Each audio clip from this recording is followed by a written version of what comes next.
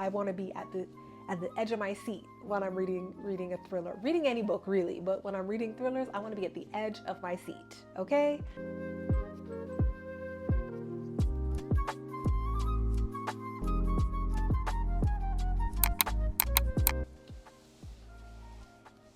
Whoa, I almost fell. Hello and welcome, or welcome back. My name is Dominique, but I go by Dom, and welcome to my channel. I realized in my last video that I didn't introduce myself, so here we are. So in this video, I don't know if you've noticed anything different, but your girl's finally got a mic. Shout out to my aunt for helping your girl out. I'm excited to jump right into this video. So over the last couple of days, I have taken a very, very shallow dive into reading thrillers. Yes, so in today's video, as you could probably see by the title, we will be discussing thrillers. So my overall plan for this video was to talk about the 5 thrillers that I most recently read. However, things did not go as planned.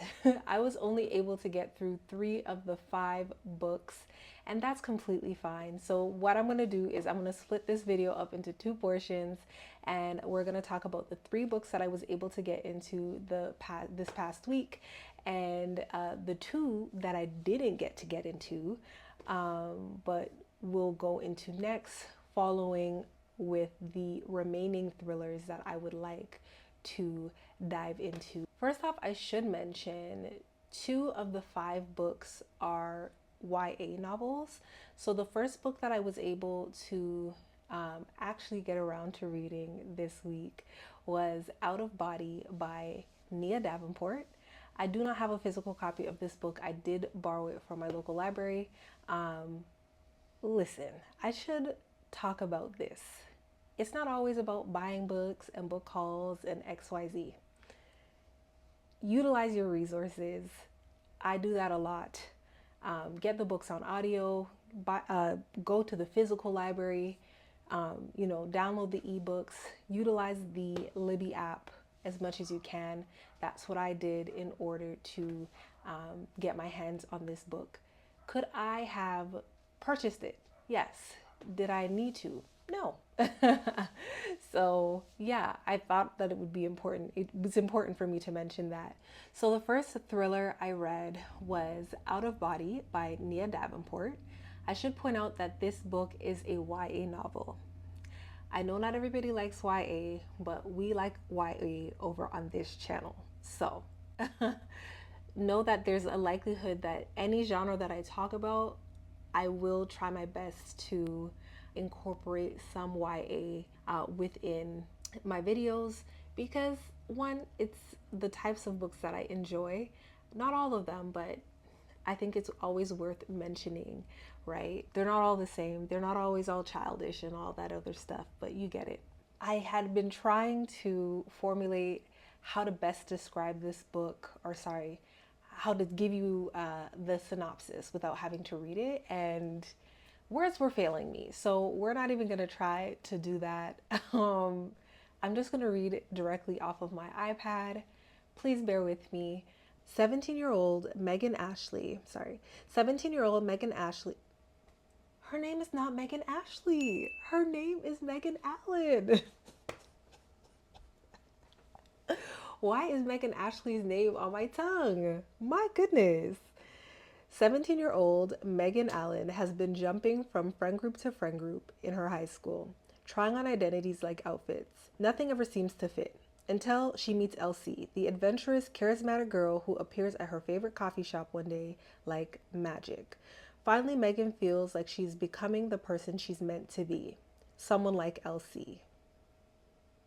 On the night of their friendiversary, oh boy, what was supposed to be a bonding experience ends in a waking nightmare. Suddenly, Megan is no longer herself.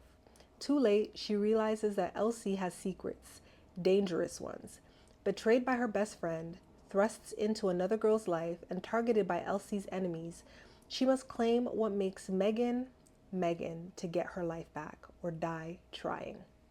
Okay, so okay, I know what it sounded like, right?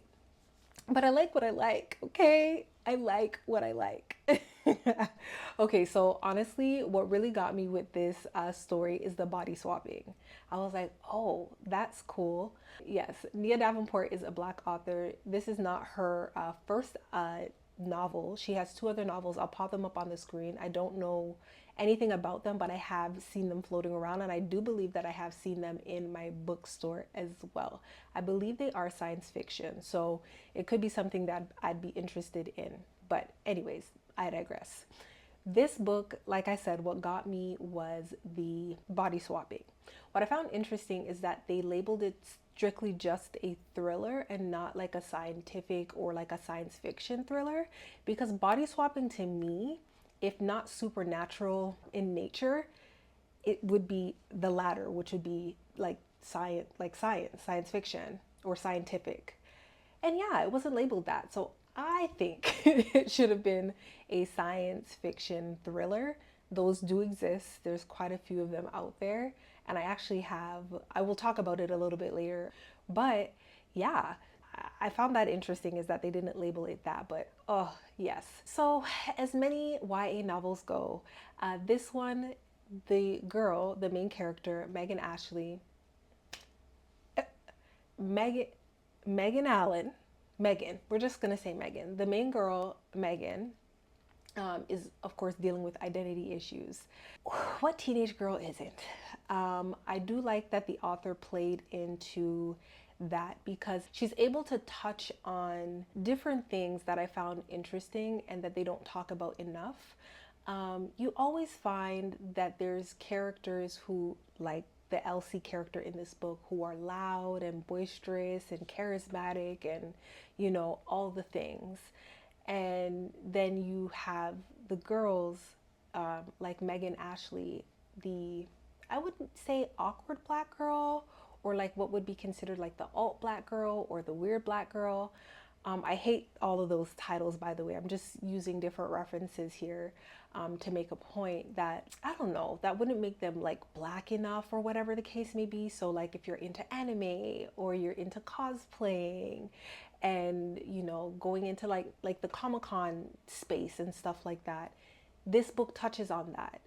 That is, I find, I don't see that a lot in YA novels, specifically with Black main characters, and I love that she referenced that. She referenced a lot of anime that I like, that I still like to this day, and I found that like really cool, and I could identify with being that girl that this author was speaking about, that Nia Davenport was speaking about, and I enjoyed that aspect of the book.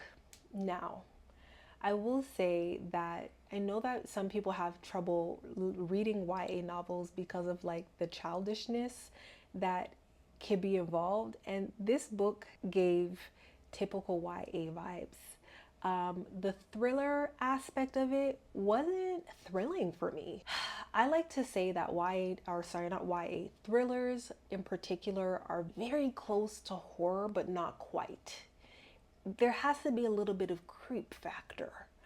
And not to say that the body swapping and all of that stuff and like waking up and realizing that, hey, I'm not in my body isn't creepy or scary, but it just didn't give me hair raising, you know? Yeah, so was it a bad book? No, I did like it.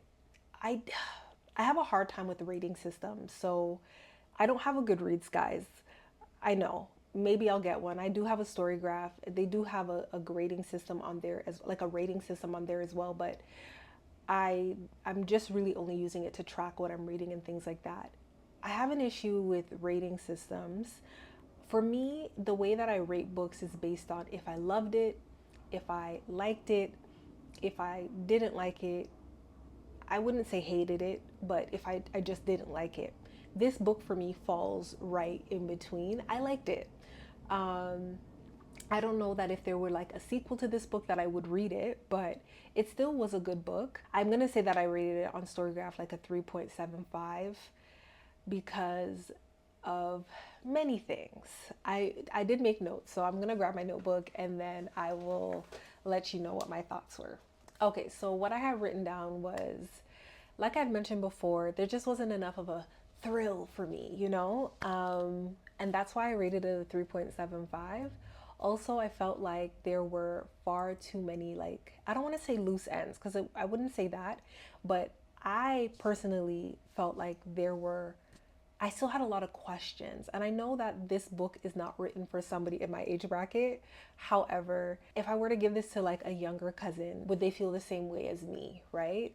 So I have to extend that grace because I also have to realize like this book was not written for me. So yeah, I'm gonna take it easy on this. I'm not a harsh book rater. Like I said, I did enjoy the book. I felt like you could have been given more. That's what I'll say. I'll leave it at that.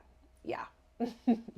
Okay, so the second book I read was another YA novel. Okay, bear with me, guys. This video isn't just YA novels, but the second thriller I read was It Waits in the Forest by Sarah Das. You guys know that I just hauled this book in my last video. If you aren't new here, I did just haul this book in my last video. This book is the first thriller in the Rick Riordan Presents catalog. So this book is a YA novel, but I'm gonna point a few things out as I talk about it, but this book is really good. I really, really enjoyed it. I wasn't sure what to expect, but I was pleasantly surprised. I definitely got enough spook to my ook. It definitely gave the chill that thrillers are supposed to give. I definitely will say that. For me anyways. I don't know about everybody else. I do think that that's because of the supernatural elements in this book. Sarah Das does an amazing job of describing the gore for a YA novel. I don't know that I was expecting that because it's not horror. Okay, so I'm having a hard time with formulating like a quick synopsis today. I am going to reread the synopsis of this book. I know that I did just do it in my last video, but this is for those who maybe didn't watch it. Unlike the residents of the small Caribbean island of St. Virgil, Selena da Silva does not believe in magic. With a logical mind and a knack for botany, Selena used to dream of leaving the island to study pharmacology until a vicious, unsolved attack left her father dead and her mother in a coma. Now her guilt over her mother's condition keeps her tethered to the island, relegated to conning gullible tourists with useless talismans and phony protection rituals. But when one of these tourists end up at the center of a string of strange murders, the truth that Selena has been denying can no longer be avoided. There is evil lurking in the forest that surrounds St. Virgil. Another thing that can't be avoided, Selena's ex-boyfriend Gabriel, newly employed at the local newspaper and eager to put his investigative skills to use. Desperate to put an end to the killings and claim justice for Selena's family, these two former lovers race to find answers, but evil bides its time. And long-buried feelings and long-hidden secrets about Selena's family's past begin to reveal themselves. Only one answer remains, and it waits in the forest. Okay, so as I mentioned before, Sarah Das does an amazing job of describing the gore. And although this isn't a horror novel and it is a thriller specifically, I found that very different for YA, especially because it wasn't a horror novel, you know what I mean? And it wasn't like Tiffany D. Jackson. There were many moments in the book that I forgot that it was a YA novel. The main character is meant to be an 18-year-old, but there are many things that transpire that definitely give early 20s, you know? And it makes me wonder if the story was later, I guess, switched to be a YA book, but it wasn't meant to actually be a YA book to begin with. You know what I mean? There's mention of drinking and alluding to like sexual acts and, you know, the bodily descriptions, things like that. So that's why I say, like, it was very surprising for me and why I kept having to remember, Dominic, this is a YA novel. Yeah, but I should say this too. There's just something about reading books that have cultural references. Another book that reminded me of that, I would say, is Brown Girl in the Ring by Nalo Hopkins. I believe she is a Jamaican Canadian author. I don't want to butcher that. I do believe that she is, but there was a lot of references to Caribbean culture, specifically in Toronto. And yeah, so there was just a lot for me to relate to when I read that book. And very similarly to this, like I mentioned in my last video, I do have a Caribbean background.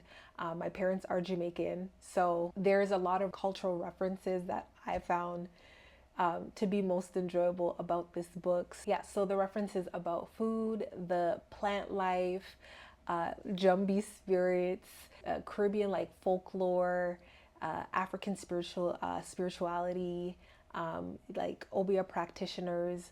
These are all things that I can relate to because I know about these things. So it makes the stories I find more enjoyable when you know about a little bit about the culture. That's just how I feel.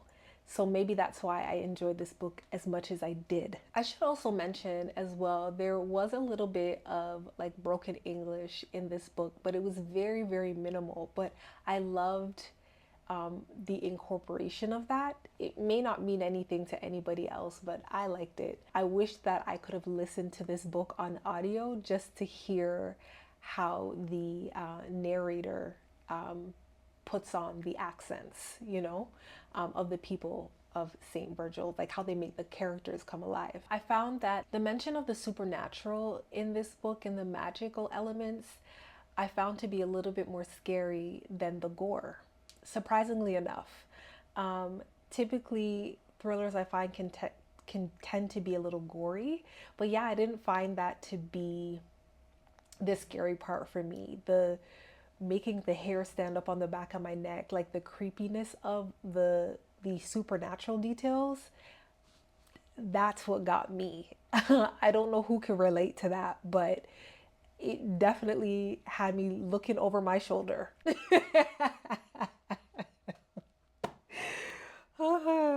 I think that might be because I've heard many stories. If you grew up in a Caribbean household, or even an African household, any culture, they have their supernatural stories. And I promise you, if you believe, you know what I'm referring to. And it can be so freaking creepy. So I think because I had all of those things in mind and my own personal experiences, that it really kind of chirped me out while I was reading this book. But I definitely I enjoyed it. It made the book what it was. It made it that much more relatable for me anyways. Sarah touched on a few different themes here with the main characters. You have grief, you have relationship issues, you have like trust and betrayal and all the things. Really, she does a really good job of kind of like working through that, and you can see a little bit of character development with the main character, Selena. I really did enjoy the book. I would definitely recommend it. I did give the book a 4.75 star, not a 5 star, because the final conclusion was a little too quick for me. Like it wrapped up too quickly, and I would have really loved to see a prologue in this book. Yeah, I I know that some people don't really care for them because it can mess up the story for them, I guess, but just for me in particular, the way that the book ended, I do wish that I got just a little bit more. I guess I have a hard time with stories coming to an end, but I will say the pace of this book was amazing. It picked up like the creepy stuff and all of that was happening like right at the beginning, so you just kept wanting to read to find out what was gonna happen. Like the pace was steady. I don't think I mentioned it for Out of Body, but the pace was steady for that book as well. I found that with the thrillers that I did get to read this time around, the authors didn't waste no time with getting the story going. You know, like there was no slow build.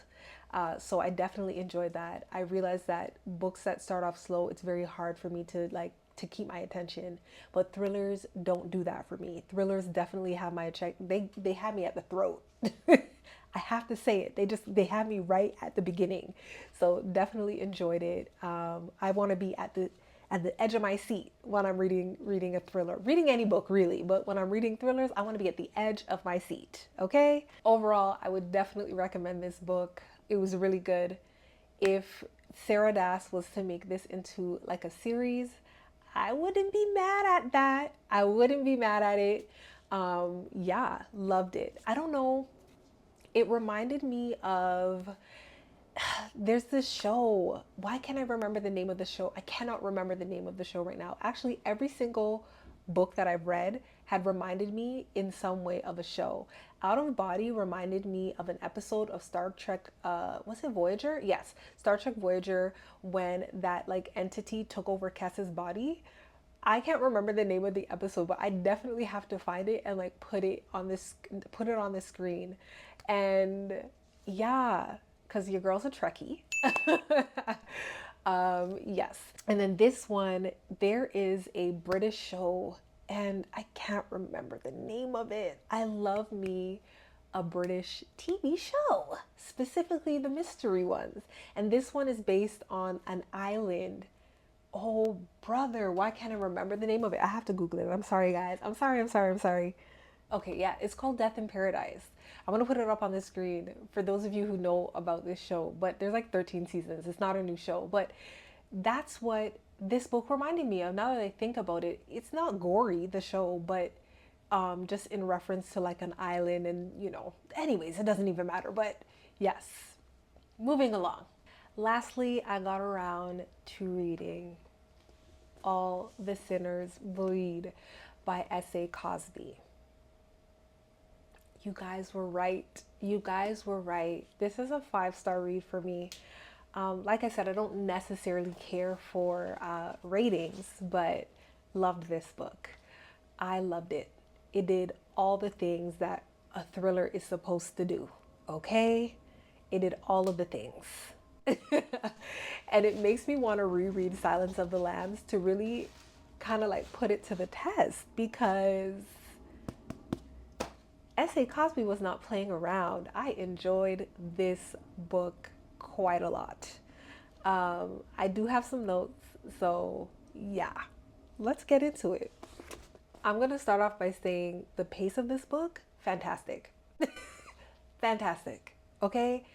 I think of the 3 books that I did get to read, this book had me like right at the beginning, and it just kept going. And it was like, that's, you know how roller coasters have like a slow build? Really, it was only slow for like 5 pages. After that, we were going. Yeah, so good. Okay, so let me get into my notes. Okay, so I am getting ahead of myself because I'm excited. This book was so good. But for those of you who don't know what this book is about, I am going to read the synopsis on the back of the book, and then we could just move this thing right along. A black sheriff, a serial killer, and a small town ready to combust. Titus Crown is the first black sheriff in the history of Cherokee County, Virginia. Small town life can seem idyllic, but former FBI agent Titus knows the secrets always fester under the surface. Then a year to the day after Titus's election, a shooting investigation unearths evidence of shocking crimes in Sharon. Titus must chase down a serial killer while also being troubled by religious extremists, Confederate apologists, and a secret in his own past. Sharon is Titus's home and his heart, but where faith and violence meet, there will be a reckoning. I love a short synopsis. Like, guys, look how small the synopsis is. Love that. You know when they give too much away and you're just like, this gave me it gave me enough. It gave me enough. As a matter of fact, I even forgot what was on the back of the book. I love when it's like that. Because then when you get into it, it's like, what? You know what I mean? Anyways. As I mentioned before, S.A. Cosby does a really great job of kind of just getting right into the story. I think within like the first 5 pages, it was already going, right? I'm not quite sure where I left off because my phone died and it stopped recording. So sorry about that. One thing I would say is I don't think that I'd survive in the South. My mouth is far too slick and it would get me into a world of trouble. The main character in this book is Sheriff Titus Crown. Titus Crown is, to me, a lovable character. I really liked him. Fun fact, I was actually going to school to become a police officer. I clearly didn't finish, never finished. But there were a lot of things about his personal struggles that I could relate to. And there are a lot of the reasons why I never finished my program. I just, especially as a black person, I get it. He's a black male, so it's a little different. And of course, I don't live in America and I don't live in the South, so it's also a little bit different. But there was some relatability for me in regards to this character. I thought that I want to say, was he badass? I guess, maybe.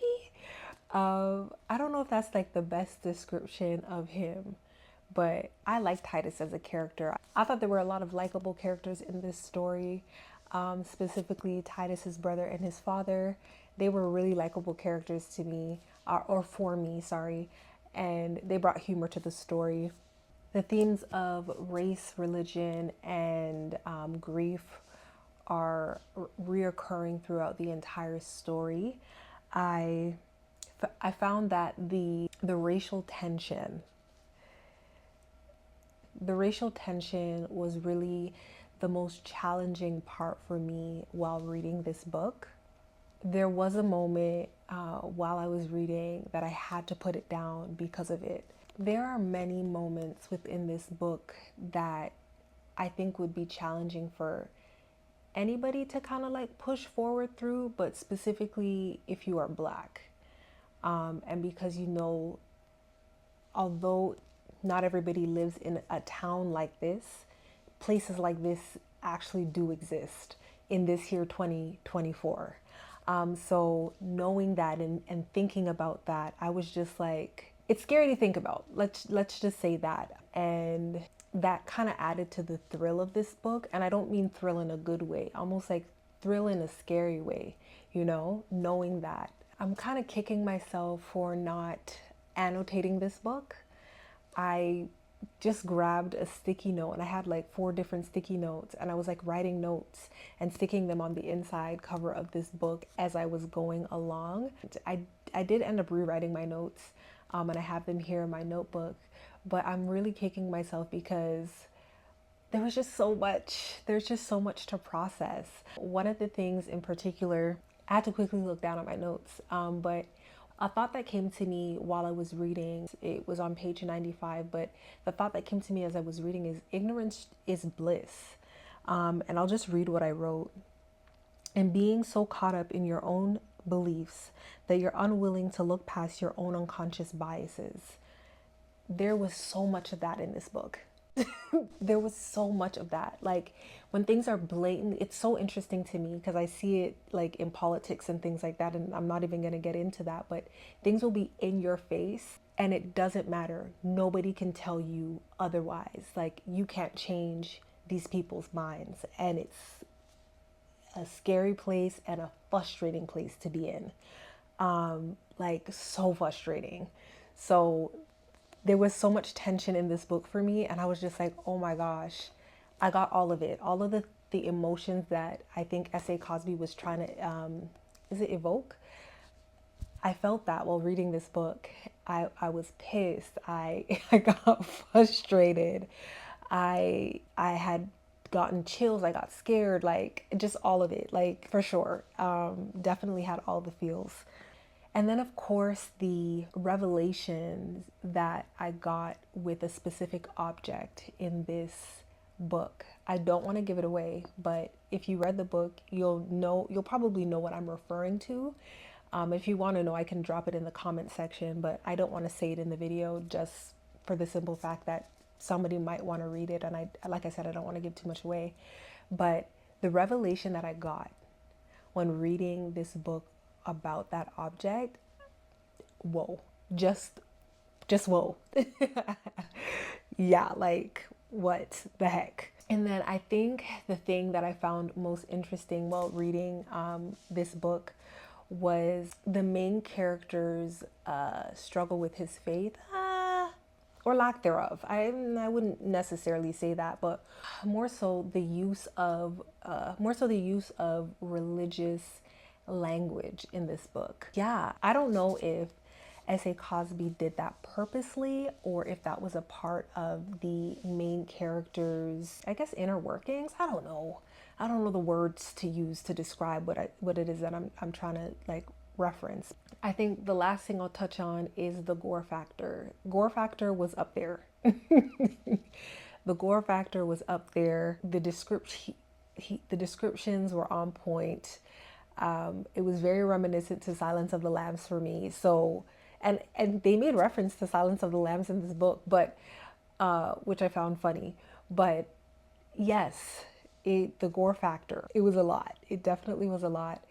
And like I said in the beginning, that this video, or at the beginning of me talking about this book, S.A. Cosby did what he was supposed to do. This thriller did exactly what it was supposed to do for me. I don't know about anybody else, but I can speak for myself. It did what it was supposed to do. And I would recommend this to just about anybody. I would not recommend this book to somebody who has an issue with racial conversations. Like I said, that was maybe the most challenging thing for me while reading this book, but it's still a 5-star read. It's still a book that I would recommend. It was still a book that I thoroughly enjoyed. S.A. Cosby can write, so what can I say? Would I read this again? Absolutely. I definitely would read this again. I gave this a 5-star on my story graph. Again, like I said, I don't really like the ratings, but I did love this book a lot and I definitely would recommend it. And based on this and just basically getting a taste test into his writing, I definitely would read Razorblade Tears and Blacktop Wasteland. I did look to see which of the two I'd prefer to read next, and I think I'd prefer to read Blacktop Wasteland more than I would Razorblade Tears. One of the things that I made note of was I could see this as a movie or even like a series. I could see this as a movie or a series, and if he's planning to do that, I wouldn't be mad. I do think that they're planning to do something and some type of adaptation with Razorblade Tears. So if that's happening, I want to read the book before that comes out. So yeah, that is All the Sinners Bleed by S.A. Cosby. Such an amazing book. If you haven't read it yet, get into it. As I mentioned before, there were 5 books that I wanted to read in time for the filming of this video. However, things did not go as planned. And the last 2 books would have been Harlem Shuffle by Colson Whitehead. He's a 2-time Pulitzer Prize winner. Cool, right? Such an amazing accomplishment, like absolutely insane. But I've only heard really good things about his writing. And this book in particular is considered to be, based on the synopsis, to me, it falls more so under like crime fiction, historical fiction, because it is based in the 1950s. So I'm just going to read the synopsis really quick. Ray Carney is a furniture salesman struggling to make ends meet. With the help of his misfit cousin Freddie, Carney deals in stolen jewelry on the side. After a crew of bandits raid the Hotel Teresa, Carney hopes his involvement does not lead to his own murder. So I'm interested to see where this story is going to go. I think I'm only like 13% in, so there's still so much left to read or to get into. But yeah, I can't wait to finish that and update you guys. So the 5th book I was hoping to have finished was One of Our Kind by Nicola Yoon. I like Nicola Yoon's writing. The last book I read from her was Instructions for...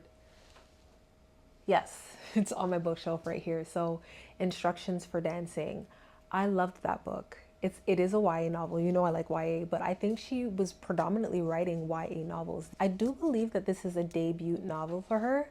And so for me, with debut novels, I'm a lot less judgmental. Okay? For one, I'm not a writer.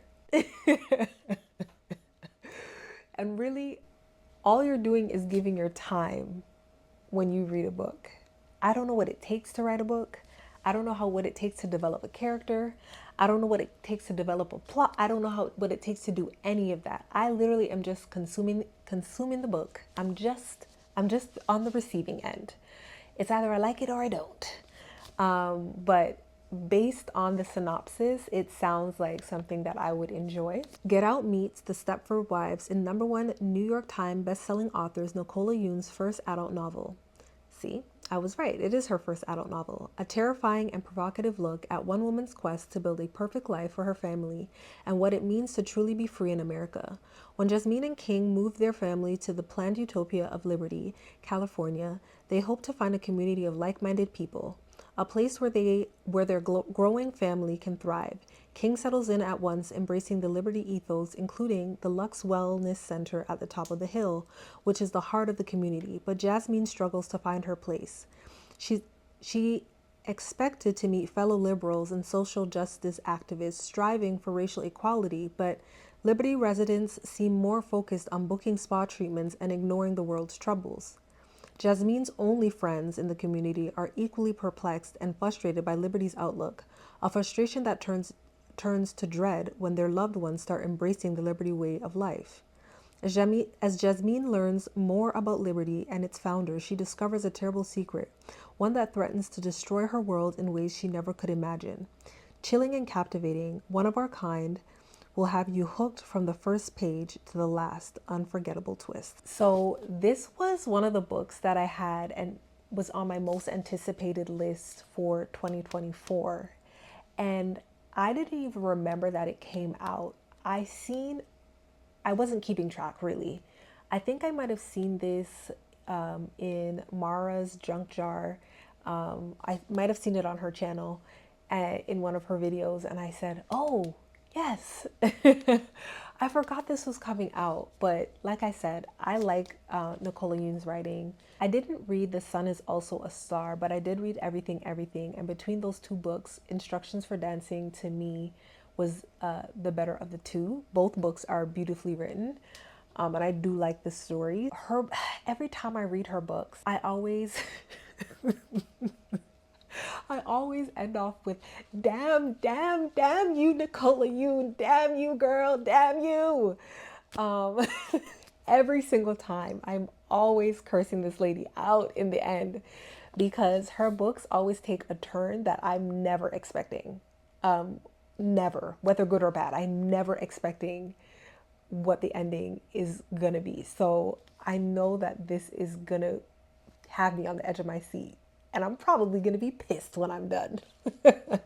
But I am excited to read it. And lastly, I want to talk about the other thrillers that are on my radar right now. Hey guys, sorry to just pop in so abruptly, but I needed to cut that clip down because it was far too long and I just wanted to be mindful of the length of this video. Yes, it's already pretty lengthy, but I digress.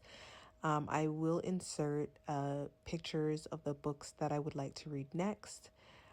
Next time I will try to do better, but again, I'm still new to this and I'm still trying to figure things out, and I do have a tendency to ramble on and on. So thank you for rocking with me this far. I appreciate you guys so much. But anyways, back to regular scheduled programming. To conclude, I would say that I never really paid attention to the different types of thrillers until preparing and filming this video. And I never really noticed how closely it fell into the horror genre to me. Maybe it's the creep factor or the supernatural aspects of thriller novels that give me slightly horrific vibes. Maybe, I don't know if I'm the only one that feels that way about thrillers, but I never really paid too much attention until trying to put this video together. One thing I do know is that after reading thrillers back to back, it definitely makes me want to read something cozy. So I will be reading some fluff after this. It is necessary. I gotta mix it up. I gotta put something soft and cushy and like not so serious in between reading these types of books for sure. Let me know if I'm the only one. Let me know your thoughts down below. Of course, communicate with me in the comment section. You guys know how much I love to hear from you, your book recommendations, your, feedback on the video, just you name it. I love to hear from you. I love communicating with you guys. I know that we're only 2 videos in, but you guys got me to 1,000 subscribers plus now. And when I seen that, I was like at an absolute loss for words. So thank you so much. Thank you so much. It means the world to me. I appreciate every comment, every like, every subscription. You guys are amazing. And you've made this journey so far it's just been so smooth, and I appreciate your support like immensely. So that is it for me for now. Hopefully I don't take so long to upload the next time. I was just having some slight technical difficulties, but yes, if you stuck around to the end, I appreciate you so much. Thank you for being here, and I will see you in my next video. Bye.